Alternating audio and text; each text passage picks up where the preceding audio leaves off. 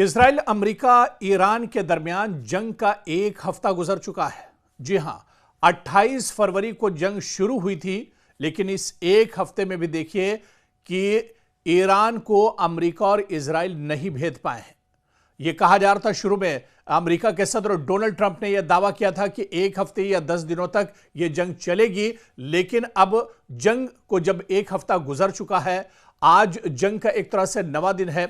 लेकिन इस जंग के बीच आप देखिए कि डोनाल्ड ट्रंप अब एक तरह से फंसते हुए जा रहे हैं। इजराइल बुरी तरह से अब इस जंग में एक तरह से फंस चुका है और जिस तरह से दावा किया जा रहा था कि यह जंग मामूली होगी, यह जंग ज्यादा दिन नहीं चलेगी, बहुत जल्दी अमेरिका और इजराइल मिलकर ईरान को फतेह कर लेंगे, ईरान में सत्ता बदल जाएगी, इख्तिदार को बदल दिया जाएगा। लेकिन ये तमाम दावे एक तरह से खोखले साबित हुए, ये तमाम दावे एक तरह से झूठे साबित हुए और एक हफ्ते से ज्यादा की जंग हो चुकी है, लेकिन अमेरिका और इजराइल एक तरह से परेशान है। अमेरिका और इजराइल एक हफ्ते में भी ईरान को नहीं भेद पाए हैं। यानी ईरान इस लड़ाई में पूरी मजबूती के साथ एक तरह से मैदान में डटा हुआ है और ईरान ने अब तो यहां तक ऐलान कर दिया है कि शहीद होंगे या फिर जंग में फतेह नसीब होगी।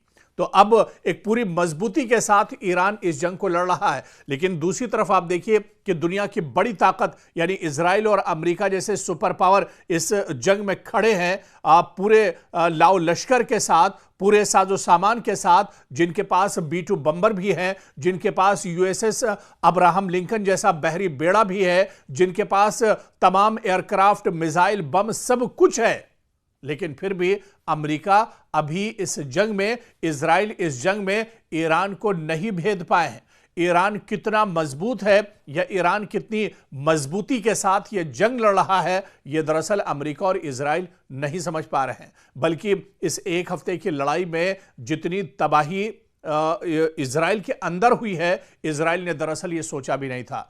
इजराइल के कई शहर, चाहे तल अबीब की बात करें, चाहे हैफा की बात करें, चाहे मशरिकी यरूशलेम की बात करें, चाहे बैत शम्स की बात करें, दरअसल ये वो इजराइल के शहर हैं जहां पर ईरान लगातार अपने रॉकेट, मिसाइल और ड्रोन्स के जरिए से हमले कर रहा है।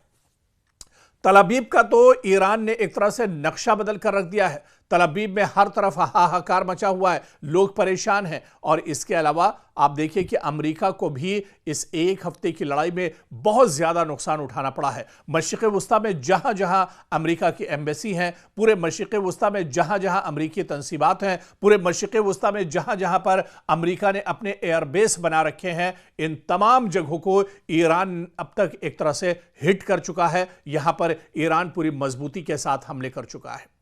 तो एक हफ्ता गुजर गया, लेकिन जो दावा डोनाल्ड ट्रंप की तरफ से किया गया था वो दरअसल खोखला साबित हुआ है। और अब डोनाल्ड ट्रंप ये कह रहे हैं कि ये लड़ाई एक हफ्ते तक, एक महीने तक चल सकती है, 2-4 महीने भी लग सकते हैं और 1 साल भी इस जंग में लग सकता है। दूसरी तरफ एक कमजोर ईरान का हौसला आप देखिए कि ईरान का यह कहना है कि वो लंबी लड़ाई के लिए तैयार है। अगर यह जंग 2-4 महीने भी चलती है तब भी वो दुश्मन से मुकाबला करेगा, और यह जंग अगर 1 साल भी चलती है तब भी वो दुश्मन के सामने डटकर मुकाबला करने के लिए पूरी तरह तैयार है।